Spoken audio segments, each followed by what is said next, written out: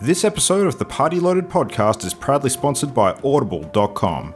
Check out their awesome catalogue of audiobooks with over 180,000 titles to choose from. And be sure to grab a free audiobook on us and support the show by visiting audibletrial.com/endgame. Let's party.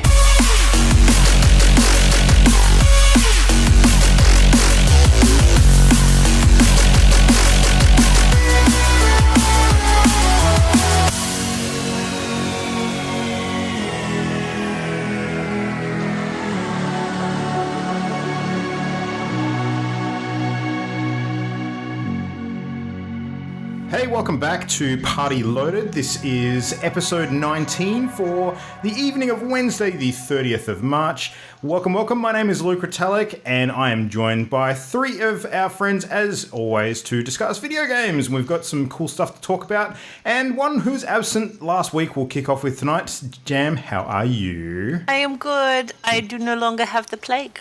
You no longer have the plague. Fought off green poison. Yeah. Hooray. Success! So you basically are the secret ending for The Division, where you actually find a cure for green poison and come back and record a show. Is it... What? Were there spoilers? Spoilers? No. No. I know. It's a hidden But ending. still. Yeah. You can also hear the other Wonder Woman. We have Imogen. Hello. Hi, friends. Cool.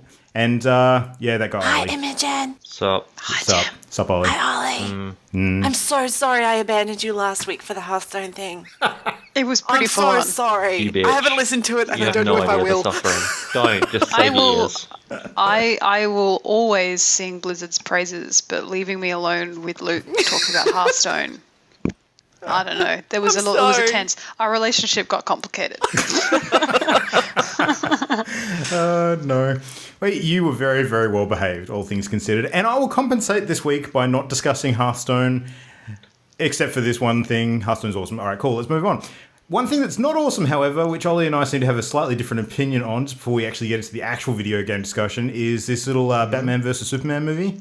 So you went and saw that as well? Yes, I Oh, did. that old thing. No Yeah. spoilers, even though I'm pretty sure I know the whole plot. If you've watched the trailer, You've had seen the plot movie. spoiled. Yeah, just that's FYI. what I was afraid of. Yeah. Spoiler alert, it's kind of a turd. Spoiler Sorry. alert, it's okay. Is it pretty? It's very pretty. The that's soundtrack is cool. shit. I was very disappointed in the soundtrack because I'm a nerd for him. But the movie itself is very pretty. There's some good scenes, and Affleck is a great Batman, Cool. and Sad Superman's Affleck. okay. Lex Luthor is terrible.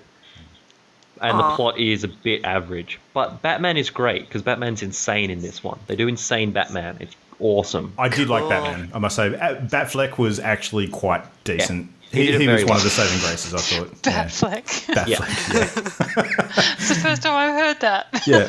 It's really funny, actually, because during, a whole bunch of people have probably seen the interview that he gave sort of after the movie where he's looking all sad. Batfleck. Sad Batfleck. And he's basically the only I one of the agree. cast not talking. And the funny thing is that he totally didn't need to be that upset because he was one of the saving graces of the film. Yeah, he was really good.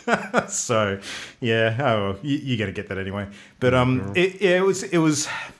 All I'll say is that the movie was an extremely good lead up to Marvel's Civil War, because that can't possibly be bad in comparison. So, yeah. Now I'm really worried about it, though. Why is that? It's a lot of pressure on it to be good. Look, if What, it's Civil War?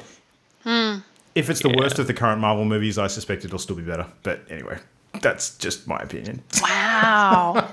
Your opinion Shots is wrong, Luke. If fired. it has taught me anything. It's just a Your really opinion weird is always situation. wrong. It's usually Ollie and I are completely juxtaposed in this instance because it's usually him that is the much harsher critic and me that's just happy to go along with anything that's just, popcorn entertainment.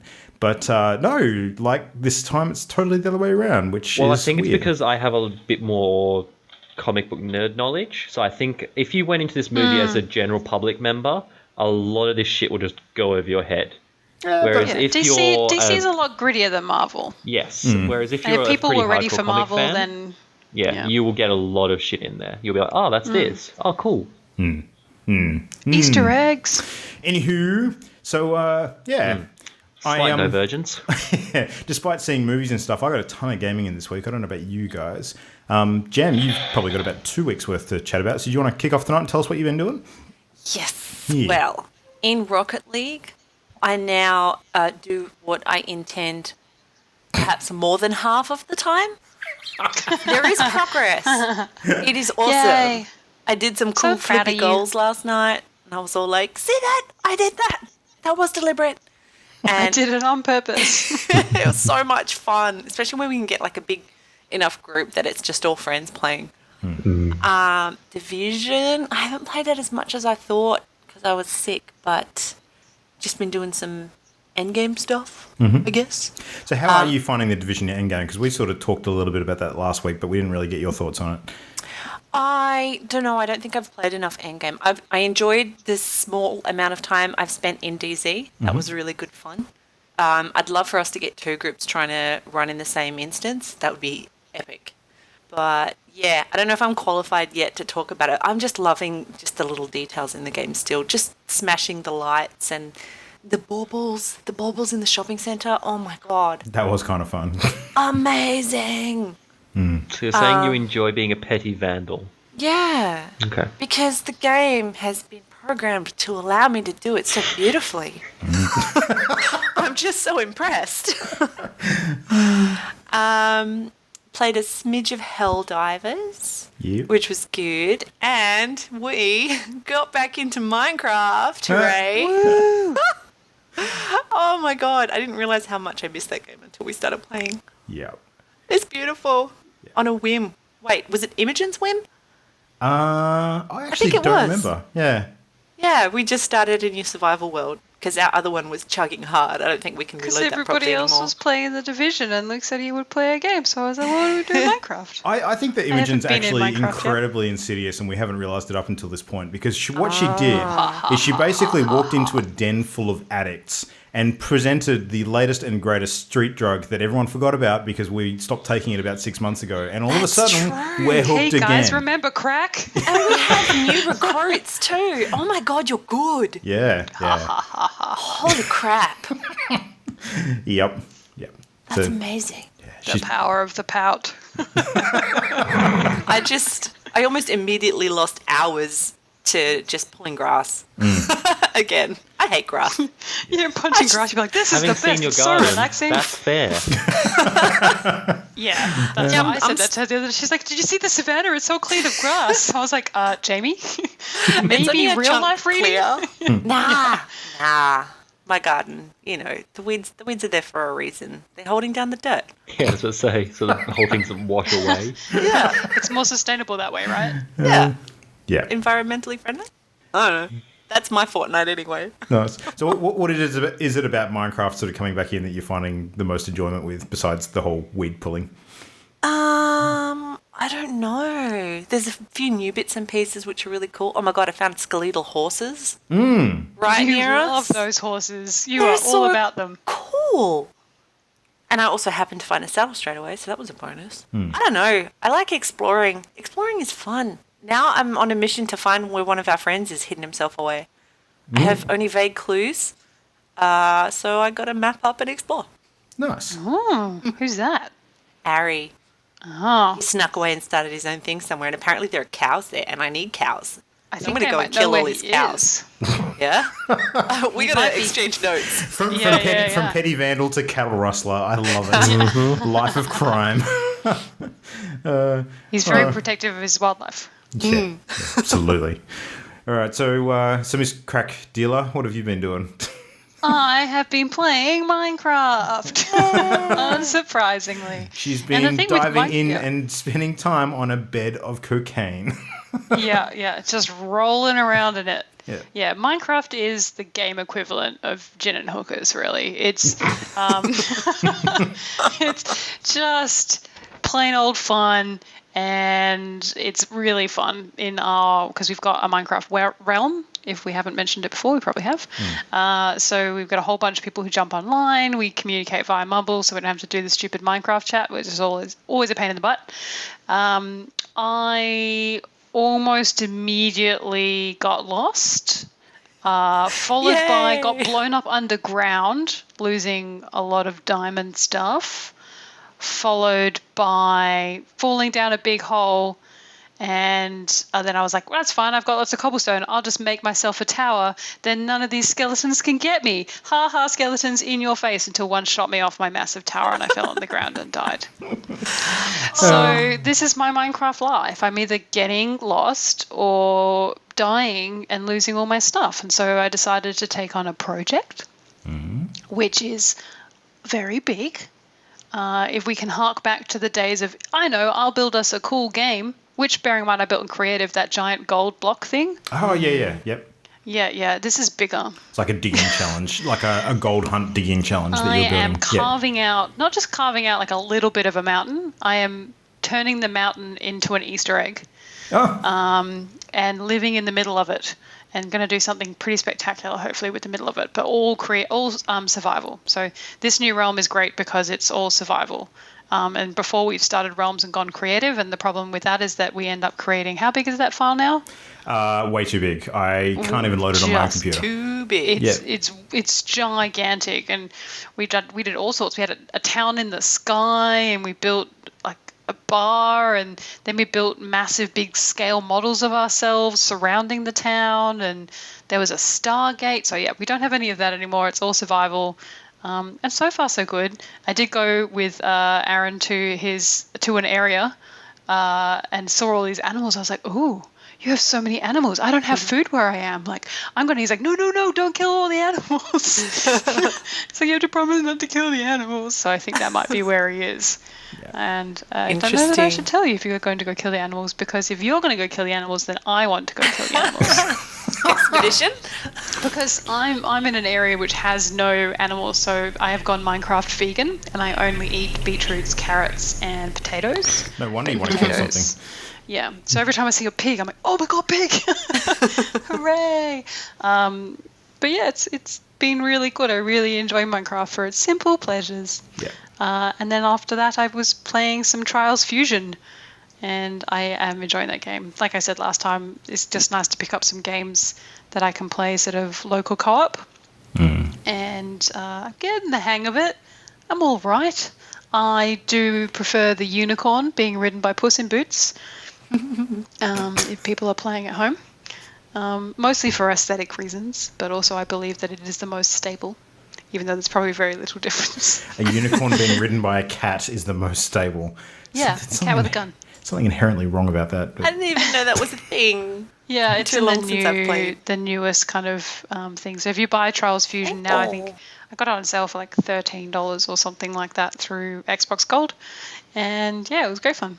But all of the online stuff, like I haven't set up my Ubisoft account with it or anything like that. And all the online stuff, you have to buy like season passes and all that kind of things. And Ola, you were saying that I kind of missed the boat in terms of timing for the community and stuff. So yeah, it is a bit stagnant at the moment. Yeah, so it'll just be a fun game for when I have people over, and maybe play online with you folk. Yeah. At some point, I'm sure Jam will pick it up. But yeah, that's been my weekend gaming. I can't remember if was it released originally on Xbox One or 360. It was an Xbox One game, right? Fusion was Xbox One, I want to say. Yeah, I think so. I'm pretty sure it was. I saw it on a whole bunch of consoles at Comic-Con in Perth last year, and I'm sure there were Xbox Ones that had set up. So wicked. Yeah, it was cool. Yeah.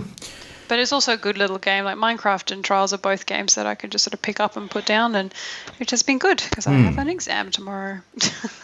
Minecraft really has been a therapeutic break this week, I've got to say. There's nothing like taking a break from just shooting things in the face with thousands of rounds to just digging holes. It's just like a weird kind of holiday. Yeah.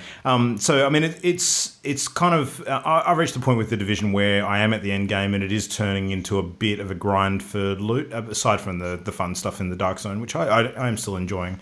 But really happy to kind of start easing back on the throttle for that a little bit and playing other games again. And, still playing Division a couple of nights a week. I just don't feel like I need to be on it every night. So that's cool.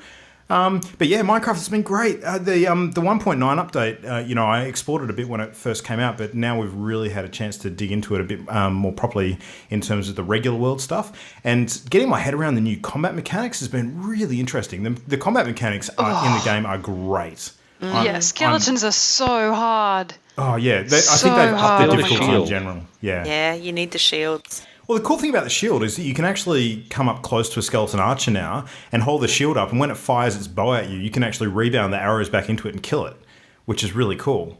So, it gives you a few options that you didn't have before. I haven't even started crafting half of the new stuff yet, like the new potions and the new arrows, enchanted arrows and things like that. But I'll get to all that at some point.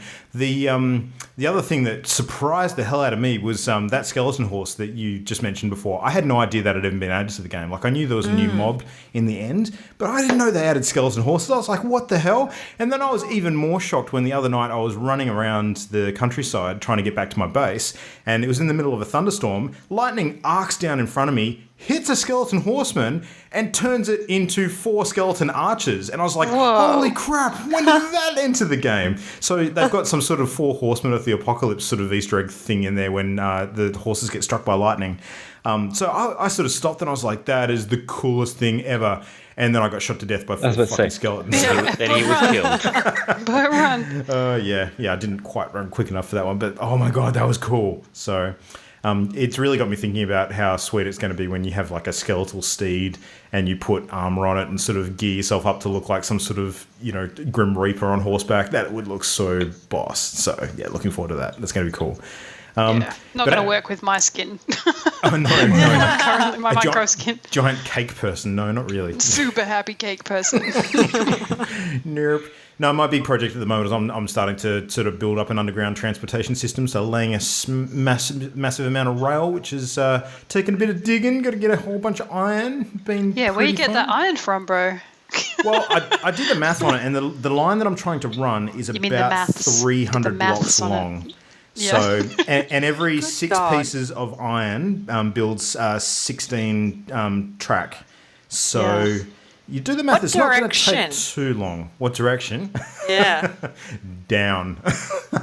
You can find it. It's not that hard to locate. It's I'm actually curious now. It's going towards a thing. It's not just going out in a random direction. So Is this going to be our portal transport? nah, it's not going to be that big. So Maybe I will it's your boot up stronghold Minecraft transport. right now. yeah. What's that, sorry, Ollie? Just stronghold transport. I haven't found any of the strongholds yet. I will go looking for those at some point, but the Endermen have been very elusive. So I need to get some Eyes of Ender off them at some point so I can start hunting around for it. Every time I see one at the moment, I'm like, hello, sir. I'm sorry. I'm not looking at you. Sorry, sir. Thank you, sir. They're freaking scary now. Like, I swear they've just gotten a hell of a lot more dangerous when they attack you. The noise is cool. I'll be in my sort of underground digging a massive hole, and you can just hear them on the outside, like zipping, zapping. The other one stole part of my wall the other day and ran around with it, shoving it in my face. I was like, I'm not going to look at you. I'm sorry, sir. I swear that the Don't mobs kill have me. gotten smarter too. Look at me. One thing I've noticed is that a lot of the skeletons in particular and some of the zombies as well, when day breaks, usually they just roam around and burn up before. But now they actually seek shelter, like they seek shade. And you end up going through areas of forest with a whole bunch of skeletal archers that are hiding under the shade of trees and not burning up in the sun, which is just I saw rude. one better. Yeah? So yesterday when I was running out, there's a river. Well, the river runs sort of in the front of my place. And I went out just as the day was breaking. There was a zombie on fire. He ran into the water. And then he was on fire, but then it went out. And then he was on fire, and then it went out. And then he was on fire, and then it went out. Like, he was standing in the water to survive. Poor guy. Interesting. Yeah. Yeah, they He would probably have have some weird eventually stuff into died, that. but Yeah. But yeah, they've got some survival mechanics or something in there Wow. for their mobs. It's impressive. Except I love what they've done it for all of the bad mobs, but rabbits still running into cactuses and throwing themselves off roofs in front of them. It's because not they see funny. you coming. It's a fate worse than that. Honestly, like, you would have thought I was making it up, but Jamie was there. She saw it. We were just standing looking at a temple, and it ran up the side of the temple and just threw itself at the ground in front of me, and poof, died. I don't know what I've done. I'm Amazing. sorry, Minecraft gods. The bunnies are running past. They're like, quick, let's run away from this girl before she shoots us with arrows and leaves us to wander around screaming in pain for 2 hours. Minecraft managed to figure out the one pet I actually own. It was like, I know, we'll fuck with it good. Yeah. Here, have some dead rabbits flinging themselves off things. Nice. Anyway. No, the other Minecraft. a couple of the games I played this week, Axiom Verge, I've spent a whole bunch more time on, which I spoke a little bit about last week. Sort of the Metroid, Super Metroid style platformer. That game's weird. I've come to the conclusion that the story in that game is weird. I'm not sure yet. I heard a lot of good things about it. in terms of the gameplay and the general sort of build of it. And I believe the whole thing's been done by one guy. My general thoughts on the game at the moment is that the graphics are actually... It's weird. This is one of the games where the graphics, I think, are actually making me not enjoy the experience as much, because I keep on looking at it as a game, and it is very similar to Super Metroid, and the graphics just are nowhere near up to par with Super Metroid, which is understandable because it's not freaking Nintendo. But because it's kind of like pretending to be that style game, I am feeling a little bit sort of let down by the aesthetics. It's just not quite as smooth and crisp as what I'd like it to be. It's okay. Like, don't get me wrong, it's not shit, but it's just not as polished as I'd like it. The gameplay's good. Like, I'm enjoying the platforming aspect to it. The power-ups are very well thought out. There's quite a bit of double back mechanics in terms of the map exploration, which is a little bit annoying, but you can kind of get over it.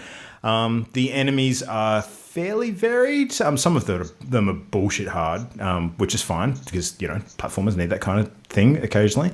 But the story is just, at this point, it's still kind of very elusive. It's almost non-existent, but kind of playing with you in the, here's a little nugget. This is going to lead to something that actually makes sense later on. And all that time when you're playing, you're just like, okay, while I'm getting these little nuggets and the story's not making sense, I'm kind of not enjoying the story. So, yeah, I think they need to give a little bit more a little bit earlier. But I don't know. Well, I'll play through a bit more and see how we go. But the one game that I've probably banked a stack of time on this week that I have now actually proper finished is Metal Gear Solid 5. Hey, long last. At long last, I have gotten the true ending, and holy shit sticks, this game. Man, okay. Kojima is either an absolute crazy person or a freaking genius. And at this point, I am edging towards the latter, because the way that the story wraps up is fucking fantastic, I gotta say. Like, there's been a lot of sort of conjecture around some of the meanings of the story, as there is with a lot of, Kojima's sort of, games. He likes to do very interweaving narratives between titles and a lot of linkages and that sort of thing. I'm in the unique position where I've actually played every single Metal Gear game, including the original, except for Ground Zeroes, which was the prequel to Metal Gear Solid 5. But I kind of looked up a lot of the story stuff for that online, so I was up to speed. So I kind of understand how it all links together, and I think it's absolutely superb the way he's done it. It's confusing as hell, don't get me wrong, and there's some major leaps, but and the level of crazy is just a level I've never encountered before. But this game is truly unique. I don't know if I'd recommend it to everybody, because it's certainly an acquired taste, but holy crap, it's been a fun ride.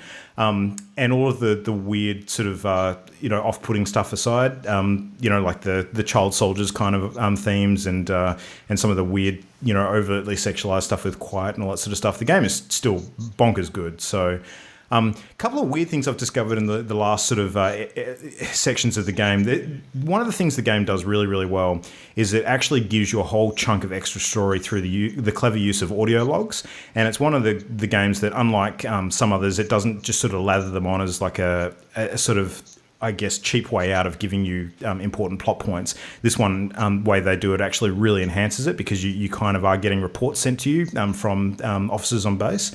And the bits that are in there, like, some of it's just fun stuff, some of it's actually, serious story stuff. One of the more fun items, which just had me in stitches laughing my ass off, is one of the characters is covertly trying to set up a burger chain off base and coming up with the perfect hamburger.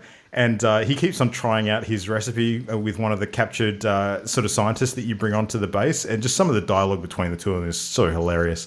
And in the end, he actually works out that having a piece of crap burger with a whole bunch of additives is the way to go if he actually wants to have a successful chain. But anyway, just funny. But the thing that really... like, the moment where the penny dropped with this game, and I sort of realised, oh my God, this thing is a work of art. Do you guys remember me telling you, and I'll give the full spoiler warning here, I am going to talk about endgame stuff. So if you are interested in Metal Gear Solid 5 and you haven't completed it yet, turn it off for the next few minutes, because I am going to tell you some stuff that will probably screw You're up not going to that play, Jam? experience. Can I leave then? Are you going to play it? I don't know. You don't know? All right. Do you want to just block your ears for a minute? I'll put my headset down. Don't. Yeah. Someone text me when it's done. All right. All I'm going to say is the intro to the game, which I'm sure I've spoken about before, where you basically wake up in a hospital after being involved in like a helicopter accident, and you go through this opening thing where you basically have to create your character and model the face and that sort of thing, and then you find out it's all an elaborate troll and you don't actually play as that character, you play as Big Boss. very, very end of the game, turns out there actually was a reason for doing all of that, and it comes into the actual true ending. So there's like a massive... how can I put this? There's a massive twist at the end that I just did not see coming, and it kind of not only explains everything you've been doing in this game, but it also explains how it links to just about every other Metal Gear title, and it is nothing short of exceptional. So if you want to sort of see how it links in story-wise, look it up online. I'm sure there's YouTube videos of the Metal Gear Solid 5 true ending, but it's just amazing. That's all I'm going to say. So It was all a dream. yeah. It's not all you're going to say. You just said the entire ending. Well, no, I've definitely not said the entire ending. There's a lot of stuff that I've left out. So, yeah, just check it out yourself. One thing that I thought was really, really cool is one of the big plot points that you're sort of battling against is actually a virus that... This is one of the most creative things I've ever heard of. There's a virus called the vocal cord parasites, which basically infects people and then actually activates and kills them when they speak a particular language that the parasites are actually attuned to. So one of the weapons of mass destruction, if you like, is actually them trying to come up with a strain of this virus that affects English. So That's it's just the dumbest thing I've ever That's fucking honestly heard. the It is dumbest weird. thing I've ever heard. I've probably That explained doesn't it even terribly, work. but dude, it's a science fiction game. I don't give a shit. Anyway, so yeah, Metal Gear, weird, awesome game though. Highly recommend. I think it's so weird. Like during the week, you're like, I'm not sure about that game. Like it's had a bit of a turn. Not sure what's going on. Look, All it takes is a good ending, and you're all set, right? I will stand by what I said about the stuff that I didn't like, and that is that towards the end, it actually gets you to replay a whole bunch of the main plot missions. I did not like that at all, and unfortunately, it actually gets you to do that quite a bit more, which is a bit shit. Oh. So what you're saying get- is the story gets better, but the game gets worse. That's actually probably a good way to describe it. I just think it takes some shortcuts in terms of filler. So you know, the side missions it doesn't, which is weird. Like all of the side missions that it gets you to do, some of them are errand quests, sure, but all of the side missions are actually unique, at least. But the main missions are the ones where they actually repeat a bunch of them on a higher difficulty, and I don't understand why they did that. But part of the reason could be that the ones that they chose are actually the ones that are linked to some of the cinematics. So they're kind of, I guess, in a way, because the game is long, they're actually getting you to go back and watch some of those cinematics again to remind you of some of the key plot points that relate to the ending when you actually get to it. So as kind of disjointed as it is, I can actually see the benefit to that happening. But I mean, replaying the missions themselves didn't add any value to me as a player, so it was kind of disappointing. Yeah. But anyway, that's Metal Gear for me. That's so, fair enough. Yeah. Already. I played Rocket League with Jamie and friends. Yay! It Someone was should fun. message Jamie. Yeah, we should call it back. You keep talking, I'll get it back. Oh, okay. Yep. So, I'm listening, Ollie. I'm listening. Yay. So I played Rocket League, and that was really fun. I'm actually becoming not shit at the game, which is always pleasant. Enjoying it again. And what else did I play? I dabbled in Minecraft, and by dabbled I mean went Did on you? for 15 minutes. Yeah, I Oh, did. I went I on missed for it. a whole 15 minutes and went, no, I'm good. Aw. I am all right not doing that. Yeah, would not be sold the Minecraft crack. Yeah, I'm like, yeah, I could build arbitrary pixel buildings, or I could raise my arbitrary pixel numbers in a different game. So I'm raising my pixel numbers in a different game instead. That is fair. Wait, what? What different game? I just got back. Smooth. Instead of raising pixel buildings in Minecraft, I'm raising my pixel numbers in Division. Numbers. I'm Numbers.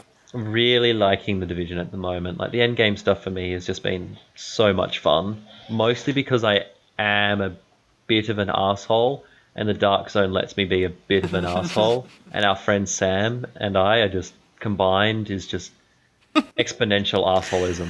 Yep. Dangerous.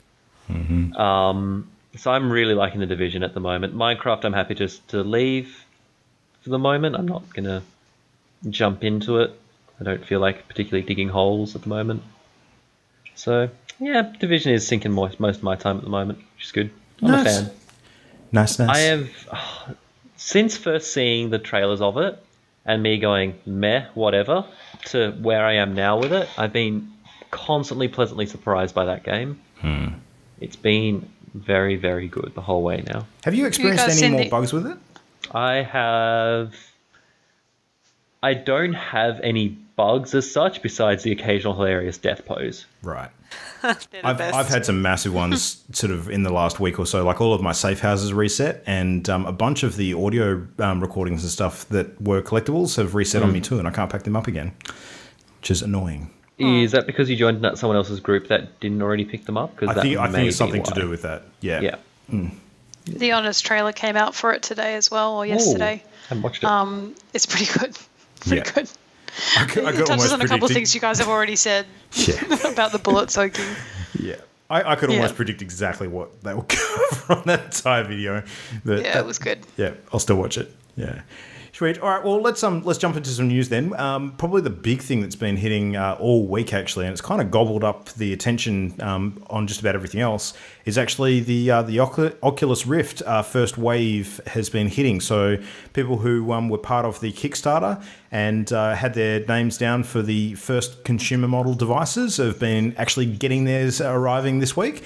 The very, very first one of which Palmer Luckey, the original Oculus creator, actually flew out and hand delivered himself, which was a kind of cool little touch. I saw that in the news and I thought, that's awesome. Yeah. Nice thing to do. Of course, with the units actually getting out there, a lot of the big news sites have started their full-on coverage as well. So we've been seeing lots and lots of articles on the 30-odd titles that have been available on launch, and the actual unit and the hardware itself, and seeing how the reviews pan out. Really interesting to read reviews on Oculus because it's kind of like the first wave of a new generation of tech, and there's no real baseline at the moment to sort of compare it to. A lot of them it is the precedent essentially. Yeah, pretty much, and I think because there's been a lot of dev kits out for the other models too, they do kind of have a little bit of a basis for comparison, but nothing that is polished ready for consumers. So this really is the how we're going to judge the wave of the future, and whether early adopters have actually going to get their money's worth or not. But the reception so far, from what I've seen, appears to be very, very good. Most of the big sites doing full blown reviews and coverage of the hardware and the units itself are rating it. For those who use a percentage rating or a out of 10 scale, are sort of looking at high 8s or 80%, which is very promising. Particularly because the impression that I've generally gotten is that Oculus won't necessarily be the best tech available by the end of the year. It looks like Vive is going to give it a pretty strong run for its money, and it should because it's a lot more expensive. So, but we'll see. What have you guys been sort of seeing about the VR stuff this week? Anything that's captured your attention? I've basically heard that it's really nice for what it does. Mm-hmm. The controllers are really clunky and annoying because you're still just using it's not a room setup, it's still the sitting down or standing up one. Yeah. So that I've had people go, or I shouldn't say I've read people saying that that's a bit of a limiting factor as far as immersion is concerned. But then they did come out and say they're going to bring out different motion controllers for that to address that issue. Mm. But yeah, I don't know. I will have to wait and see before I'm thoroughly convinced which sort of VR or AR to go with. Mm. I will not go, oh, right, this got good reviews, I'm not going to go out and buy one, because there's nothing to compare it to. Yeah, that's fair. That's exactly right. And I've been reading all the reviews, and everyone's like 8 out of 10 and et cetera, but 8 out of 10 to what? It's in that it's exciting and it's new, and so then it's good. Which is fair. Mm. Yeah. So, that's fair, but that doesn't mean that, it's necessarily good. I guess I don't even think it's going to be other things. I think it's going to be the next release or when they update or patch Rift, whether or not it will be, this is better or this needed to be done and those types of things. So I think they've done really well in being the first one to market, and that will gain them some serious market share. It's a valid strategy. But in terms of, being the best, they didn't need to be. They just had to be the first. And that's the luxury that they all have. Yeah, I think that's fair. The coverage that's been coming out with a lot of the VR content and some of the VODs and things have been quite interesting.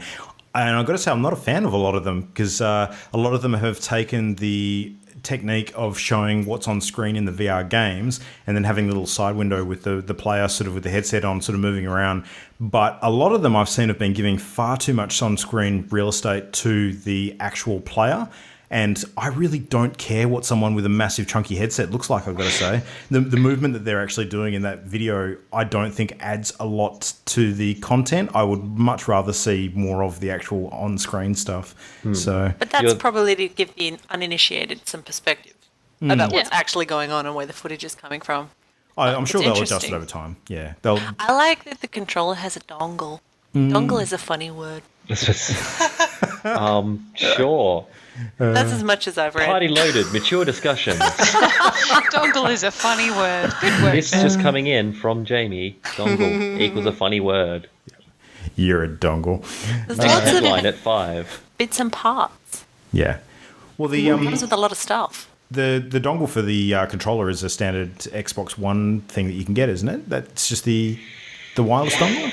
I don't have one. I need I'm one. trying really hard not to laugh at you guys come to say the word dongle. Stop over saying the word and dongle, over guys. again. Stop Is it. it I'm going to dongle? stop saying gusset if you keep saying the dongle. Dingle, dangle, dongle. All right, so moving on to the next topic. Nintendo. So grown up right now. So grown up. So Nintendo doing the whole smartphone thing we heard about a number of months ago. Their first smartphone game is actually launching this week in the US. And it is probably to be expected, a big title using their sort of Miis. So it's kind of like a massive networking sort of customize your character kind of feature, very similar to what they do with their character generation in the Wii U and the Wii, and also on the 3DS and the DS. So I actually don't know it's so much of a game as more of like an app that lets you do kind of cool cutesy stuff. Game is a bit of a stretch. Yeah. My Mii is hilarious. Did you guys make Miis that look like you? Sure. As close as they could get. Mine does not. My Yeah. Mii She is is ancient and is weird. on some Wii that's probably not plugged in somewhere. Yeah, mine's packed up somewhere. Oh, now I miss my Mii. No, I think, yeah, I mean, this is just a very, very early look at what they're going to start, getting into. And I think this, might actually form the basis for a bunch of the other games they do if, what they've done with their other platforms are any judge. You could probably have interactivity between the Miiverse sort of application and any other games that they choose to play on it. Kind of like how your achievement tracking or trophy tracking on PlayStation or Microsoft, Xbox works. I don't know. I'm just conjecturing at this point. Street Pass on phones. Maybe? That would be That would interesting. be very cool. Yeah. I'd be surprised if they don't do something similar. I They be would too. DSs would go. DS just wouldn't exist if that happened. Well, Nintendo plans on bringing out smartphones, so There you go. Did you guys see the Calling it. controversial images that posted during the week of the alleged NX controllers, which turned out to be fake? No. Yeah. Of course they did. Yeah, they're like these weird little oval devices that kind of look like almost like an oval smartphone with no buttons on it, just sort of like a cord leading out of the top.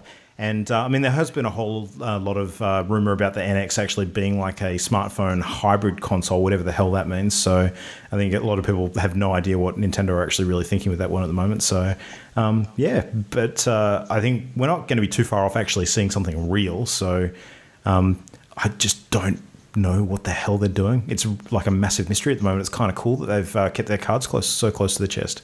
In this day and age, yeah. Yeah. But on sort of slightly Nintendo-related news, the Pokemon Go field test officially started in Japan this week as well. And there's a bunch of new features that have been detailed, so we're actually getting a bit more of a look at how the game's going to work. Holly, you were not a massive fan of the aesthetic. oh look, it just It's temporary. They're just testing out the mechanics. They're not testing out the graphics. They just released it to make it. Oh, look, we released something. It actually came from them. Yeah. Well, there's some stuff in there that seems to me to be really, really different to the way that the Pokemon sort of games usually work. One of the most notable ones is gyms. So apparently during gameplay, people who are playing on Pokemon Go will be encouraged to join teams that actually play at the different gyms. And apparently there's going to be like 3 teams in the world, which kind of, I guess it's like a faction type thing. And once they join a team, you will have the ability to basically assign a Pokemon to a gym, and then they can battle at that gym. So only one per player can be assigned to a gym, and that kind of forms like part of your posse there, I guess. I don't know how exactly that's going to work. One team is assigned per gym. So you basically win the gym. So like if you've played Ingress, which is what this game is modeled off, like the towers, they'll either be blue or gold. So there'll be 3 different teams, and the gyms, inverted commas, will be owned by a team. And so there's if you're on an opposing team and there's a gym nearby that, is under dispute, you can go and send your Pokemon there to battle and win the gym. Okay, well, that makes sense. The Pokemon eggs will function exactly like they do with the DS, which will actually encourage some real exercise. So if you get an egg, you can walk to hatch it, which is kind of cool. So get rid of your Fitbits, people. Pokemon eggs, fitness craze of the future. Do Pokemons come out of eggs? Yeah, sure, why not? Yeah. Don't some of them grow in the ground or on trees? Well, some of them come from fossils. There's a whole bunch of different ways they can come out, but Yeah, a bunch so of I them. don't get this egg thing. They're kind of like, and Pokemon eggs will work the same way as they do in the game. I was like, what eggs? What? Well, that's how you breed them. You leave Pokemon at a daycare center, and they do the. What? You put Tokyo into like kindergarten and they make other Pokemon? What's going on at the kindergarten? Yeah. Let's not talk about it. Yep. Yep. And then we put them in a tiny Pokeball. Yep. Aww. Yep. There's Well, also I mean, a hilarious, for Pokemon fans, there's a hilarious YouTube video by the Smosh guys about if Pokemon were in real life with humans, and it's pretty bad. oh, really? It's pretty bad. It's like an animal cruelty spotlight It was time. just like two guys. He's like, "What am I doing? Somebody help me!" Aw. He's like, "Use Scratch." That's Yeah, nice. it's pretty good. Cool.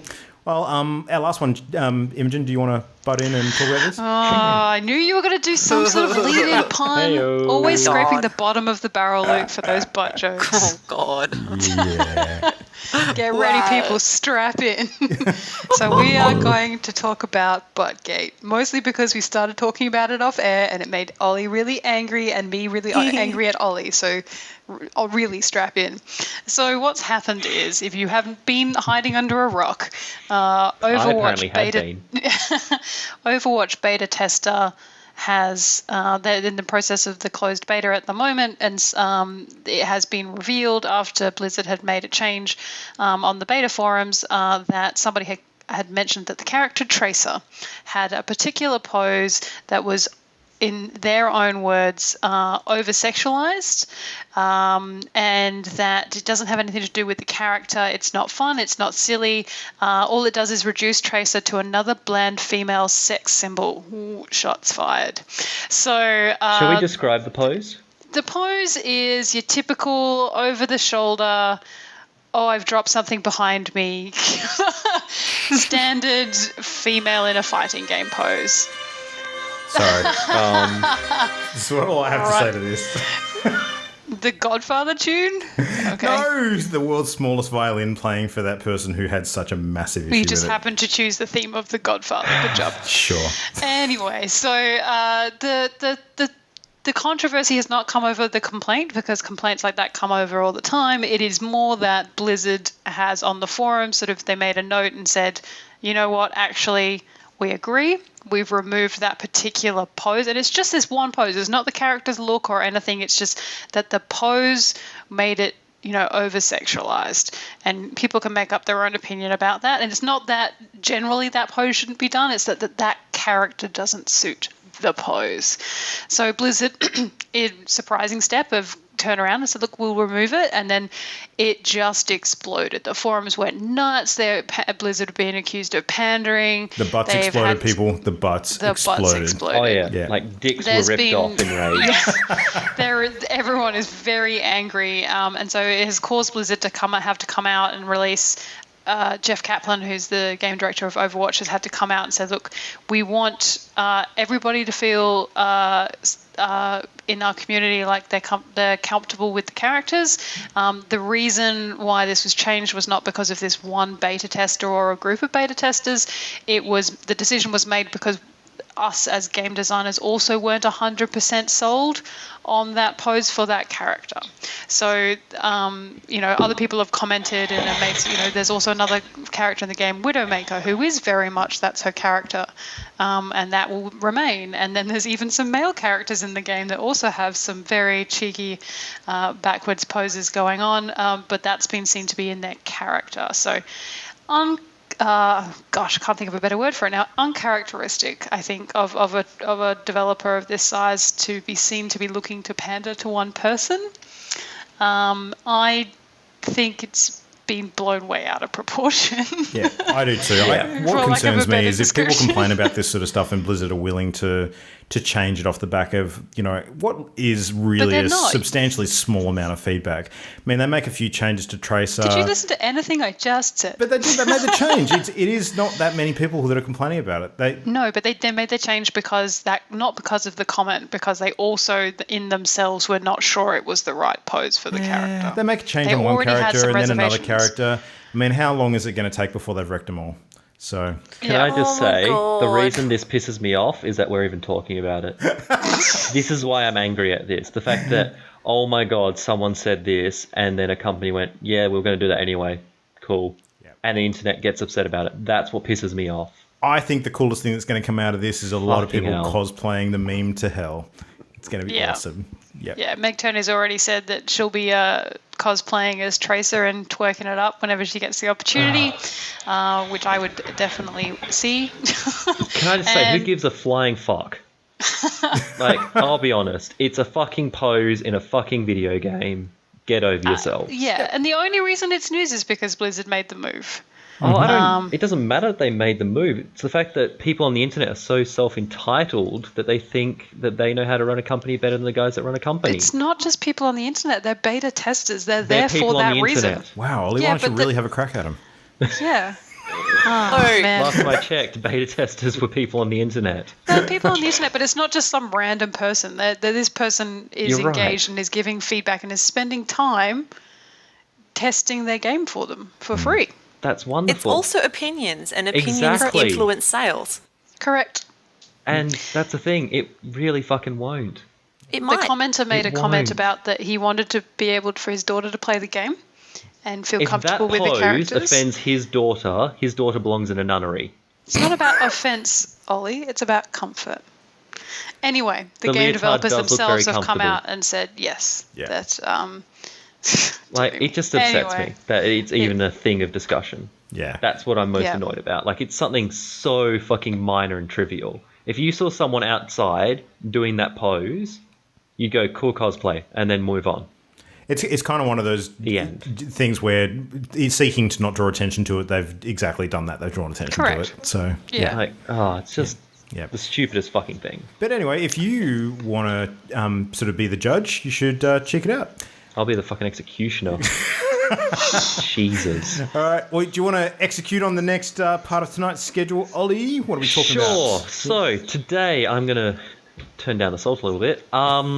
We're talking about graphics, so video game graphics in general. So how they've progressed, certain trends and that sort of thing. So we'll start off with the progression of graphics. So video game graphics have come a ridiculous way in the last few years. Oh, yeah. So we've started off with little crappy 16-bit people running around to now it's getting close to photorealism.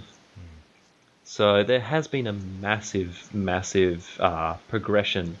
So, Jamie, what do you reckon, what would you pick as one of sort of your big milestones in games for graphics? What made you go, ooh, wow, that looks really cool? Final Fantasy VIII. The cutscenes. Mm-hmm. Ooh, that's a good one. I was like in high school, and I went, oh my God, this looks so real. And I know now that we don't consider that to be so. But yeah, that was the first time I truly noticed how amazing video games can look. And I think my second would be when mocapping actually achieved, when it quite successfully managed to map facial features well, so that when a character was talking and it was synced up to the audio, it looked like that character was actually producing what was being said. I thought just the first time it felt like that, it hit me as, holy crap, this is amazing. What about you, Luke? Well, I mean, to put this in context, some of the games that I had the most fun playing when I was really, really young were actually, text-based Twine-style games and MUDs that were, basically black screen, white text, sort of, purely adventure. Very graphical intensive. Yeah, exactly. But they were still really fun. But I think there's probably a couple of milestones that stick out to me. The first one that really I just started taking note of was when games started hitting proper 3D.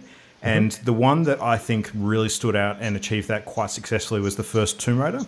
So that one really, the movement and the dynamics of actually having that 3D environment, which was quite a puzzle sort of driven environment, as well as being combat sort of oriented and the shooting mechanics and that sort of stuff, that was really, really cool. And I mean, this is ignoring other sort of first person shooters like, your early Wolf 3Ds and your Dooms and that sort of thing. It was just different. I don't know what it was. I think it was kind of the way that the graphic assets started having proper textures and stuff on them with Tomb Raider. Sure, it was the assets, Luke. The assets. All them assets. Buttgate. Yeah, no, it was just different. But the other one in terms of like cutscenes and stuff that sort of blew me away, just to further on what Jan was saying a second ago, for me was actually Final Fantasy VII.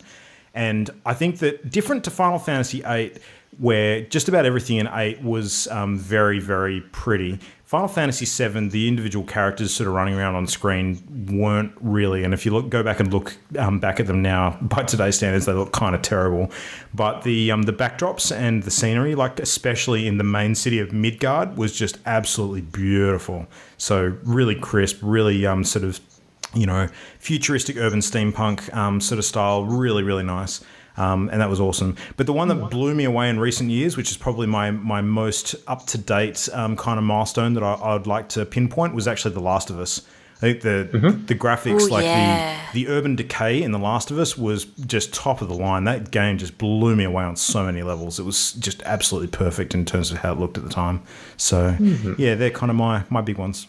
What about you, Imogen?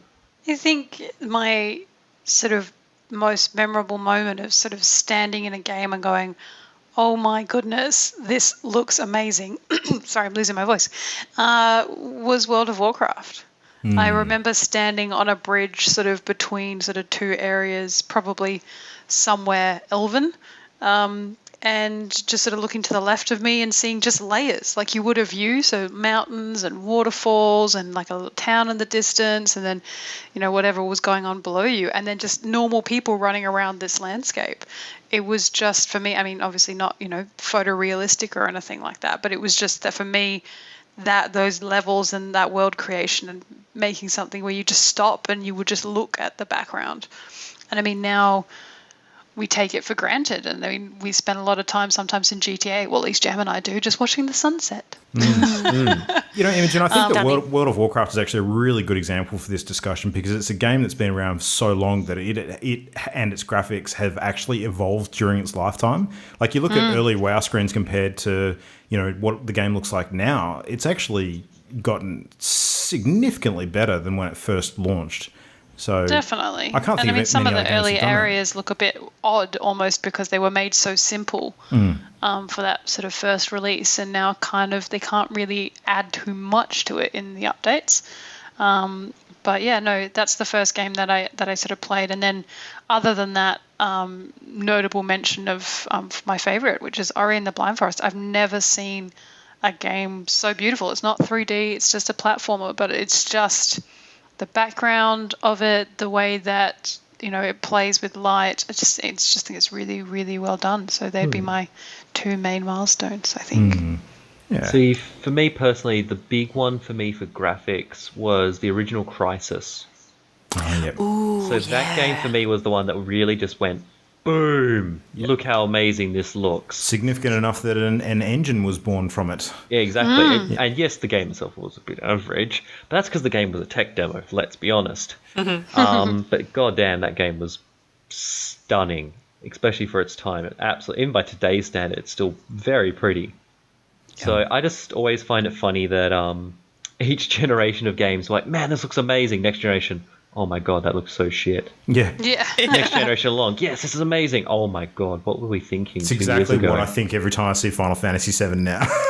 Like, I remember the original Battlefield 1942 and going, this looks awesome. This is great. I just the feel and the scope of that game. I was like, yes, awesome. I look at it now and it's just vomitorium. Like, wow. Look at those polygons. Look at all 15 of them. That's unfortunate. But at the time, it was great. And GTA, like, if you look at the graphics of the GTA series, it's so stark, the difference between them. It's extraordinary. And it's just insane. And I look forward to when we look back at GTA 5 and go, wow, that looks like dog's breakfast. Yeah, because we do that now for the previous GTAs, and at the time, they were great. Like San Andreas, we're like, holy shit, this looks awesome. Look at Yeah. the scale of this place. Yep. And now we look at it and go, oh my god, my iPad runs better looking games than that. The thing Or that like people still, make comments that, well, at least it's bigger than GTA. That's just one city. Yeah, that's right. The water in Grand Theft Auto 5 is the thing that does it for me every time. It actually So looks like pretty. real water. Yep. Yeah, water in GTA 5 and the fire in The Division have Ooh, been yeah. 2 of my recent ones like that. Whoa, wow. Yep. So, yeah. Hot. Super. So, here's a question for you. How much does good graphics count for your gameplay experience? So there's a bit of an open question, like how important, and this can vary like, if you want to make like a couple of statements on this, like because it does kind of depend on the game. But if you were to say sort of make an average statement on how important graphics are to your gameplay, what would you say to that? See, for me, it would vary hugely, I think. Okay. It Well, would give me depend. your 2 ends of the scale then. Okay, so I'd probably split it first between single player and multiplayer. I think if it's a single player game, it's probably far more important for me because it helps build the environment, build my immersion, and it should tie in really well with the storyline. Because when I play single player games, it's typically for a good storyline. So I love good graphics. But then by the same token, I could, oh God, for other games like Minecraft or Crypt of the Necrodancer, like they're as basic as it comes, but it doesn't matter to me because of the gameplay. That's a really tough question for me. I think you said the key word for me, Jamie, which is immersion. I think for me it comes back to that in almost all cases because the immersion for me is a big part of the gameplay and a big part of the... I mean, if there's a narrative aspect to the game, it really sort of plays a significant role with that as well. And the one pet peeve I've got with graphics and breaking immersion is games that have inconsistent graphic types or qualities. So if you've got areas of a game that look way better than other areas, it really kind of breaks you out of that sort of experience, and you start paying attention to the pictures instead of just appreciating it while you're playing it and enjoying the game. I don't think the graphics need to be particularly good to immerse you in the game, though. Like particularly, different styles where they've chosen a particular style and they've just really thrown themselves into that style, and it echoes through everything in the game. And a really good example that I can think of in recent times is all of the Borderlands games. So that cell shaded sort of Borderlands art style. Because the game's a little bit more comic booky and sort of slapsticky and doesn't take itself too seriously, it matches that aesthetic perfectly and it's consistent throughout the game. So even the way that the mechanics work with it being a shooter where the numbers pop off the things as you're shooting them, and it feels very arcade in that kind of manner. I think it matches perfectly, even though the graphics could be argued as being not particularly complicated or that pretty. So, and they almost didn't follow that direction. They were going for realism initially. I think they'd half built the game when they changed their minds. I know. There's enough realistic looking shooters around the place now. Doing something that is different and unique, I think I'd value a lot more in that case. So What do you reckon, Imogen? How do you rank it? It's pretty. I mean, it's no secret that I enjoy things that are pretty. It's it's a big sort of part of games for me, but it's more if it suits the style of the game. So not so much like just one player or multiplayer. It's more, so Minecraft, like it suits because it's a fun little game that we play and we dive into, and, it has that kind of humor, and it's kind of laughing at itself, I guess, in the way that its graphics are done, and it's very simple. And then by juxtaposing it, a game like Firewatch, which sole purpose is to tell you a narrative. So it's going to put you deep into the game. It's going to put it in a position that's kind of story-like and kind of fairy tale and kind of take you along that way, and the graphics suit it. So as long as the graphics suit the game, then I don't know that they're overly important, but it will change my experience. Like if it was a narrative game, but it was clunky, and so, for example, there was lots of pictures of people talking to me and their mouths didn't sync up with what they were saying, then that kind of pops you out of, what they're trying to do there. But otherwise, if the mechanic is simple, like if it's a platformer and a simple little game, pretty graphics, and will definitely sort of add to it, or sort of nice little touches. I actually think Minecraft's quite stylized in itself. I wouldn't say that it's simple, because I think there's little bits in there that they've done that make it quite nuanced, and you start to sort of get a sense of that when you start trying to create scale models of things, and you realize how many colors they've used and half pixels and things like that. So things that look quite basic on face value, I think, are actually, they've done quite a lot to make it a style in its own right. So it makes that sort of pixel graphic. Same with Crypt of the Necrodancer. I feel like it's not simple so much as it is clever to what they're trying to do, make that sort of comic book arcade type feel. So I think that as long as it's not done obviously, like I hate games that the only thing it has going for is it looks pretty. That annoys me. I don't think graphics can carry a game, whereas I can play a game with fantastic gameplay with utter shit graphics, i.e. Gary's mod. Yeah. Yeah.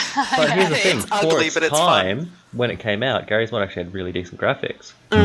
Gary's But mod's my very appreciation customizable. of it's now. Yeah. Gary's mod and Minecraft both kind of share that aspect where you can actually get in and change things yourself if you want to do that. And it's not terribly difficult to. No. And here's a question for you. I'm going to relate this to Minecraft graphics in particular. Have you guys played around with texture packs at all for Minecraft? I've used a few of them, but I actually like the vanilla graphics the most because it just puts me in that world. So I don't feel the need to change it too much. Because, I've done a lot of texture pack usage back in the day when I churned through many hours of Minecraft. And I actually have to agree, the stylized approach for that game works a lot better, in my opinion at least, than the super photorealistic stuff. So you can have this amazing looking photorealistic water, all these photo HD textures that make a computer chug like God knows what. And it doesn't look as good for some reason. Like it actually detracts from it more than adds to it. Totally agree. Yeah. And the secret in Minecraft, I mean, the only game I've ever had problems with the graphics on my laptop is Minecraft. Yeah, that's because it has terrible ridiculous. RAM optimization. Yeah, and it's an optimization issue. But given the fact that the game itself is considered quite simple graphically, it's chunky. It's a meaty sort of thought that's gone into behind the sort of machinations of it. Whereas I can play Fallout 4 on high res and no drama. Yeah. Okay. So on the sort of note of that style of graphics then, so early 2000, like beginning of video games, a lot of it was going towards better and better graphics, more polygons, higher res textures, introduction of anti-aliasing, all that sort of thing, volumetrics. Bloom lighting was the big thing for when Half-Life 2 came out, as well as the physics engine. So there was that big push for a time to get to photorealism, and it carried across in some movies as well. Now, I'm going to say, when I say air quotes recently, I do mean in the last, I'm going to say, and probably people hate me for this number, but probably the last 6 years or so. I'm going to say like 2010 onwards sort of thing. I think a lot of it's really related to a lot of the console war stuff that's gone on for years and years. Because you always see these comparisons online of, what does this game look like on PS4 versus Xbox One versus PC? And, a lot of the arguments are very, very flimsy. I mean, there's such a tiny, tiny difference that it just seems like, people are trying to validate their purchase decision for the console they own rather than there actually being a significant difference. Yeah. And in the last 6 years or so I'm going to say 2010 onwards, and feel free to add to that. Internet will probably be annoyed at me, but that's fine. There's been a rise of retro game graphics. So games coming out more with that older style game graphics, with the more stylized. That push for photorealism hasn't been as prevalent anymore. No, if that because makes sense. it's attracting to, well, this is just my view, but right, the importance of sort of retro gaming can be seen by cons who have specific areas for it. It's because the people who have the money or are now having the kids and buying them games, they played Super Mario or they played the original Doom. They played clunky games, and so if you're able to make a clever game like Crypt of the Necrodancer and throw in some nostalgia through graphics, then you got me. Like Mario Maker, I think is great because you can play as the different Marios. So you play in the different worlds, and so I think it's to do with the generation that are now controlling the monies. I think, and also everything retro is cool.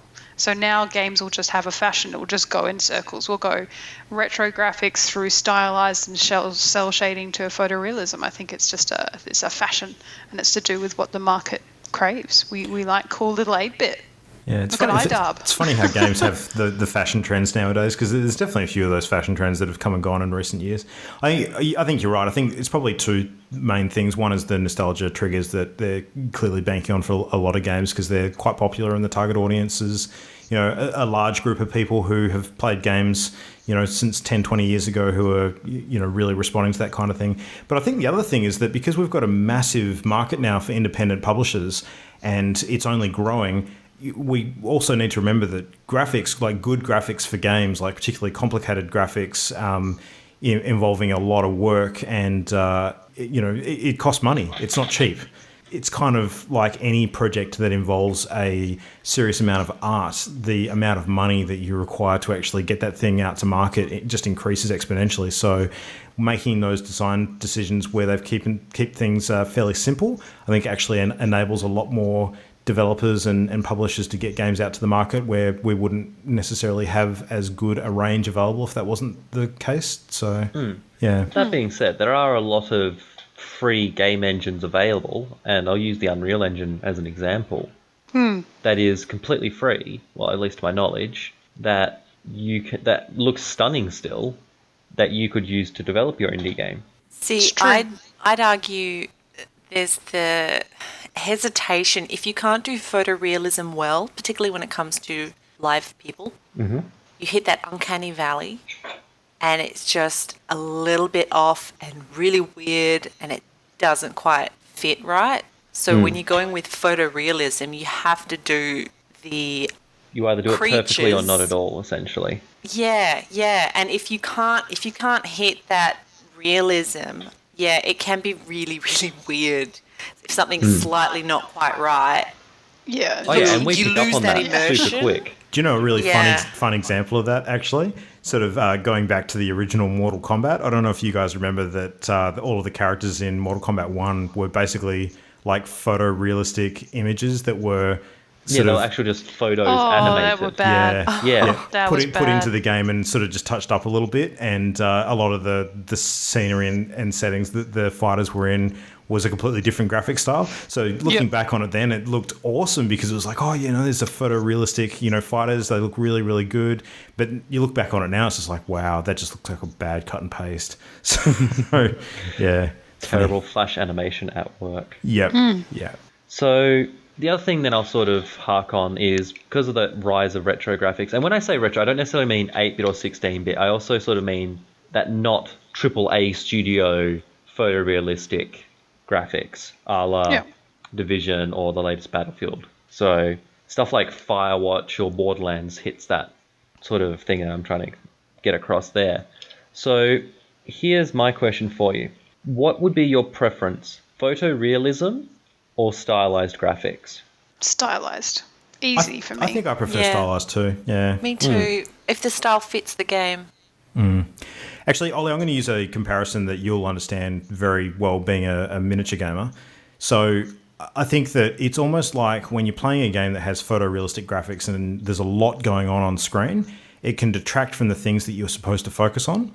So it's almost like having a tabletop designed for like a miniature game where you've got these finely painted model figurines that you're playing out a battle with, and you've got this elaborately crafted sort of tabletop scenery. Now, the better the scenery looks, the better the game looks. But if the scenery looks better than the models, then you're probably missing the point, because you should be focusing on the characters that are actually, having the battle, playing the game, telling the story.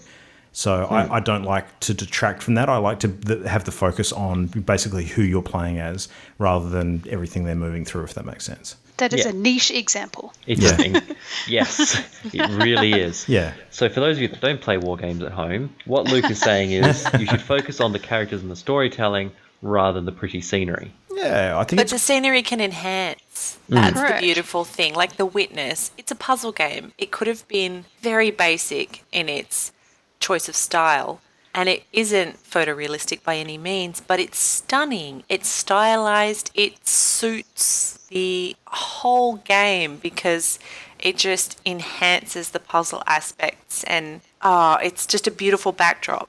I think if they had made The Witness photorealistic, it would have made the game even more freaking hard. Yeah, it would have been very difficult. Journey as well is a great example. I mean, Oh, yeah. that would have been stupid photorealistic. But I mean, Firewatch and Jenny are put in the same sort of lump. What they're trying to do is put you in a sort of almost like a trance state, so that you do forget that you're a person sitting in a chair holding a controller, that you're inside this game and you're part of a almost a movie. I mean, I'd even argue that the newest Tomb Raider, whilst very good and wow, damn hair graphics dough, but which they've done really well, but I think it's still stylized. It's still, because what they're trying to do is, rather than go photorealistic, they're creating you a movie that you are playing a character in. And so, that sort of world will have a flavour to it. I don't think Tomb Raider necessarily does animals very well. It probably could be done better, but they definitely are going for more stylized than photorealistic, I believe. One thing I really like about the way Tomb Raider does that too is that it very well blends in the interactable areas into the game, so that it doesn't sort of stand out too obviously. Yes. So like your climbing surfaces having a slight sort of white kind of theme to them while still blending into the natural surroundings, and also the way you've got that, I forget the term for it, but it's kind of like your Sixth Sense almost, where I'm supposed to go next. Yeah, that's the one. Like one of the buttons you can hold down, it actually gives you like a explorer mode where you can things highlight in your environment that you can interact with. And they've just made it like they make everything you can climb or do a certain thing. They make them look sort of similar, so it's not super obvious like your normal landscape. Well, there's a red ladder, I must have to climb up that. So yeah, I definitely think stylized. The more real games get, especially if they're on a war-based games and things like that, I don't tend to enjoy those, which is why I guess I've avoided The Division. Like if it gets too real and I've got a gun and I'm shooting someone in their head, like I don't want that. That's not something I want to imagine myself doing. But being a little yarn monster running through a garden, I can do that. Yeah, definitely. Remember that game, Jamie? Yeah, I know. It's sitting in my thing waiting for me. I was just going to say, one more older game that I think, with its choice of graphic style, sort of sets it apart and did really well with the immersion was the very first Resident Evil as well. I think it was with the fog. Yeah, it was one of the first games I remember that actually did the pre-rendered backgrounds properly. So a lot of the sort of surfaces in it had that really sort of detailed texture to it, which enabled it to give that really dark sort of gritty look, and particularly with the main area that you're in for that game, which is the kind of giant sprawling mansion, a lot of that looked very lived in rather than just being clean walls, clean floors and that sort of stuff. And it really did give you that sort of survival horror kind of look and feel to it, which was really, really good. But by today's standards, it doesn't hold up at all, but it's still a good example for its time of something that stood out, I thought. I loved Red Dead Redemption for the weather effects and the just environment and scenery. It's just stunning. Yeah. It made me really excited for Grand Theft Auto 5 because I was like, oh my god, it's going to be beautiful. It's going to be great. I think Armello bears a mention as well. I think they put it's obvious in a game, like it's got a fairly simple mechanic. I'd still say it's very good, but it's a fairly simple mechanic. They just enhanced it by just these little things that they can do. Like we discovered, if you zoom out, then you get clouds wisping around you the further out you go. And they've just put a lot of thought into how things interact, and it just sort of, it needs to blend well. It needs to not be jarring. And the stylized graphics in that game are brilliant, I think. See, had you asked me this question of photorealism versus stylized like 10 years ago, I would always pick photorealism. Now I'm definitely in the stylized graphics thing. Definitely, I think I would agree. as gamers mature, we prefer having a strong narrative, and I think it's the same with movies. We would prefer the narrative and the characters to be good and the graphics to enhance that, rather than it's a cool spectacle to look at. But here's a really interesting question for you, though. Do you think that trend will change with VR? As in, like, younger audiences preferring photorealism? Yeah, exactly. I think photorealism will be harder for VR. I will agree with that. Photorealism will be harder with VR because there's more... what's the word I'm looking for? The uncanny valley will be wider, essentially. Yeah. It'll be harder to avoid. Because you have that level of interaction that you wouldn't quite have on a flat monitor. Yep. That you will need to account for, and you'll find some things that won't quite match up, and that will really jar you. Especially if other characters in the game have to track where you are at any given time and deliver what they're saying to you in a convincing manner, when their body language would have to, like, hugely alter if you happen to be, walking behind them or something. Like, it would just be so difficult, but I'm sure people would try. It would be interesting if someone could nail it. Yeah. So yes, with stylized graphics, in particular, I'm going to go out on a limb here and say horror games in particular benefit more from photorealism. Yeah. Probably, yeah. I would because they are more about... I don't know. being, like, immersing you in that experience. So going, you are in this scenario, and photorealism helps that a lot. So has anyone here besides me played the PT demo? Yep. The Silent Hills demo? Yep. Like, I that watched would someone not... play it. Yeah, that'll count, but you know what it looks like is what I'm saying. Yep. Yeah. Yeah, you've seen it in action. Played the shit out of that. Loved Yeah, it. it was great. I don't think that would have worked anywhere near as well had it not been photographic. Like, so photographic. And I really think horror games benefit the most. I've played some good horror games that are very stylized, don't get me wrong, but I feel like horror games benefit the most from it. Definitely. It'd be like the difference between seeing a real life style horror movie versus an animated horror movie. An animated one just wouldn't elicit the same sort of fear reaction. Yeah, because there is that disparity between what you can imagine yourself in that situation. Because you can't really imagine yourself in a cartoon or anime world or whatever. Like, they can still have those creepy ideas and whatnot, and have that weirdness and horror elements, but I feel like they work a lot better with photorealism. Large-scale games as well, I think, work better with photorealism.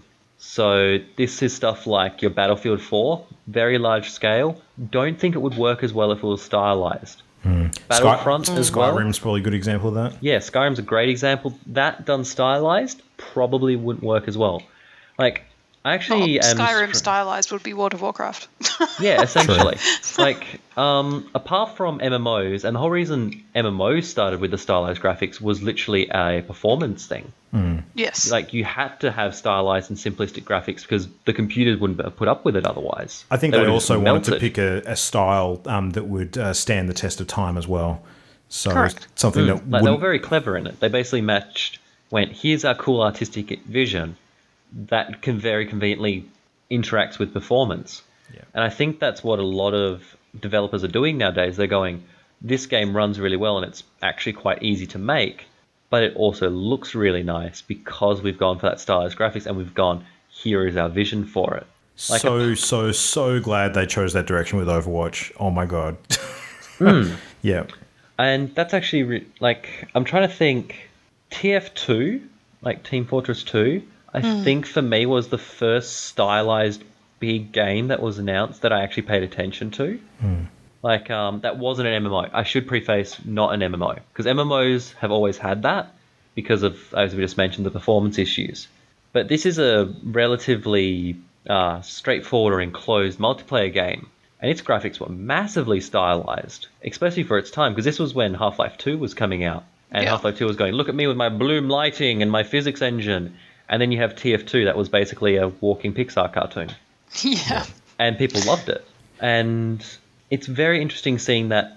I think large-scale shooters like Battlefield, Star Wars Battlefront, I'm going to go on, and I'll say The Division. The Division would not work anywhere near as well if it wasn't realistic. Agreed.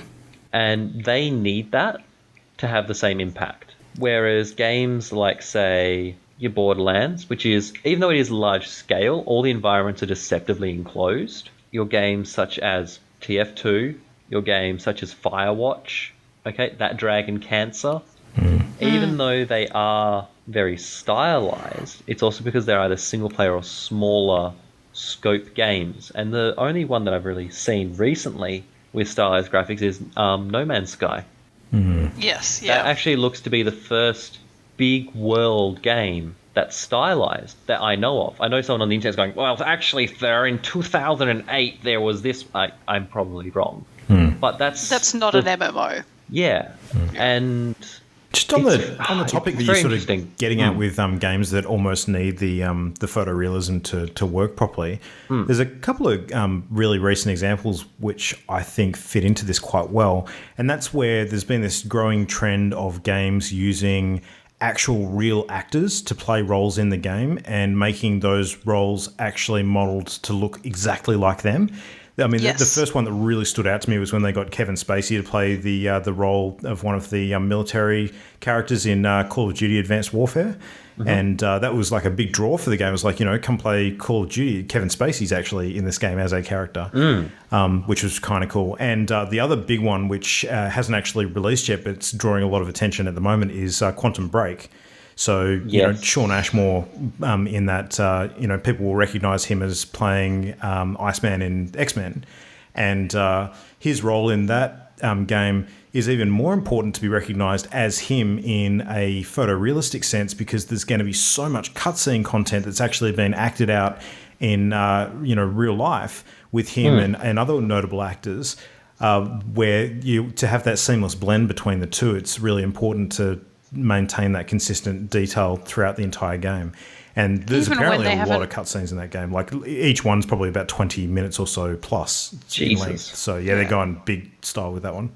Yeah. Even when they haven't done, their actual likeness necessarily in the game, there's definitely a big push now for them to do mocap or motion capture on voice actors, just so that inflection, they don't have to, in the old school, you used to sort of say it whilst watching the actual recording and sort of and rehash it or fit what the animation was or fiddle around with it that way. But now actually doing motion capture whilst they're doing the vocals or at least utilizing it to match with their vocals makes a lot of sense, because people have weird sort of quirks that are not perceptible, and that's what Jamie was talking about before. There's that kind of, like you said, like uncanny valley where it's not something you could pick, but you can tell when someone's saying something that their face isn't quite right. Like it doesn't quite suit. Bethesda is great for that.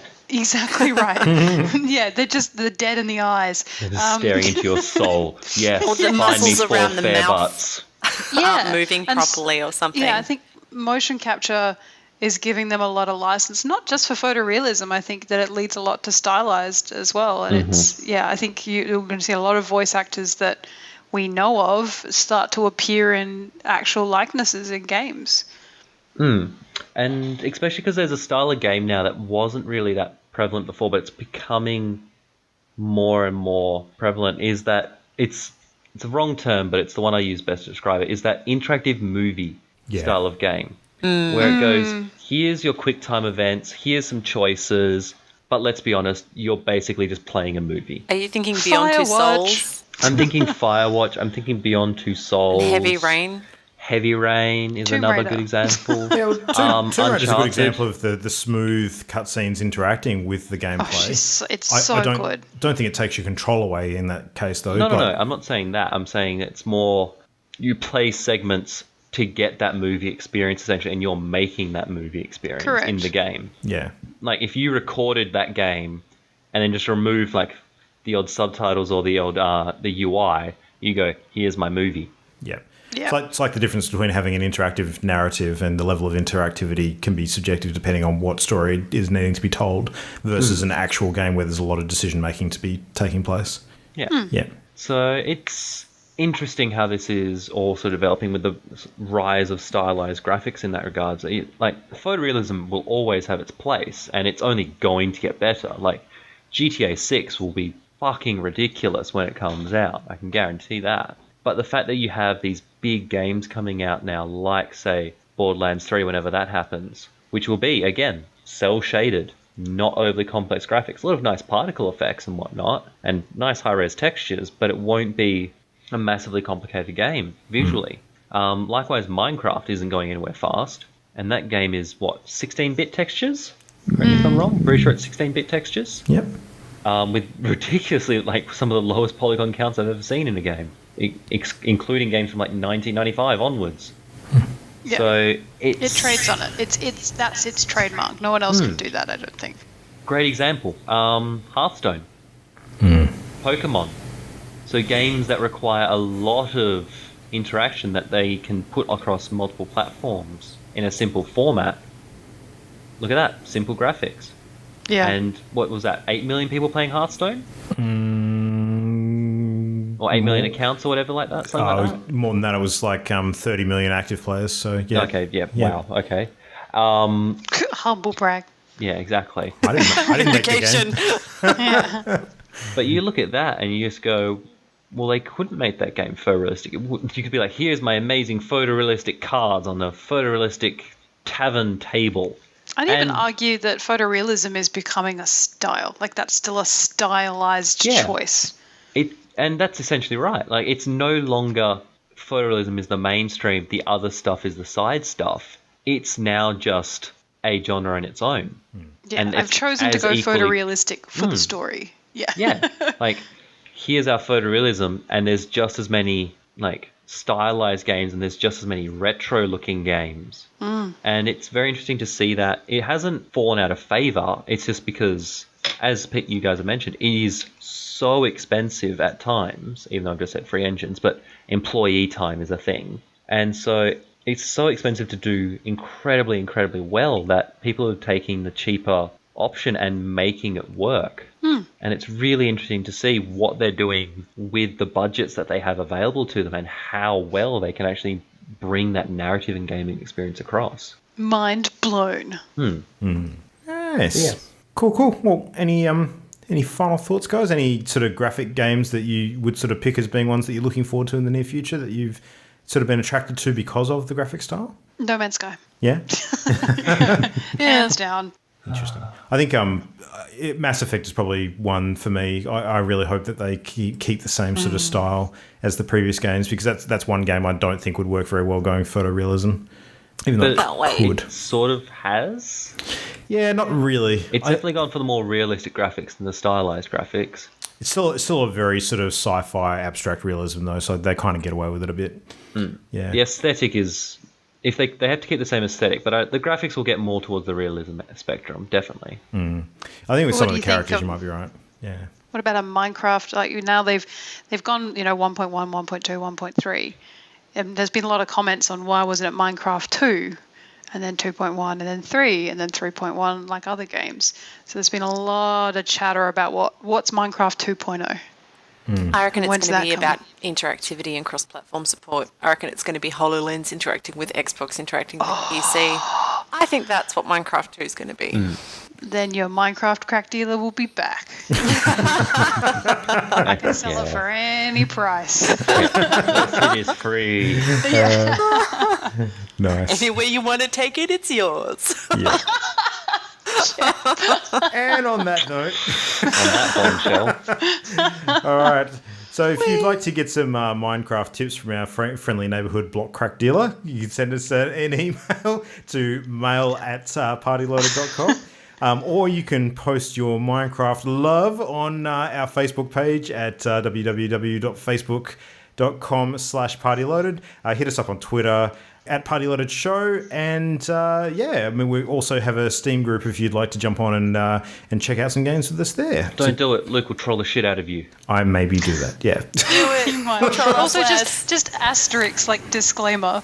Luke made it sound like I'm really good at Minecraft. I'm not. I'm just good at convincing people to play it. Yeah. Entertaining. You're the most entertaining. I'm so entertaining. Oh no! Imogen has died. Imogen has jumped into lava. Nice. You like the burley. You bring the big fish in, but you get eaten in the process. Yeah. All right, cool. So back onto Minecraft after this, guys. Yes. Division. Fuck you It's all already and your brooding. 16-bit graphics. No, real life exam, then games. So no. Yeah. Yes, you do good real life things. You For all can, of us. You can be the 1%er tonight, Ollie. That's fine. Yes. I'll go I am dig some the holes in the 1%. darkness. Nice. All right. Well, we'll be back with our Party Game of the Month review next week. So tune in to hear us chat about Helldivers, which we're going to sink some serious time into in the next 7 days, aren't we? Totally. Yes. For sure these. 100% completion. All achievements unlocked. Sweet. All right. Well, until then, bye everyone. Bye. The Party Loaded podcast is a Channel Endgame production. For this and more great gaming content, bookmark channelendgame.com.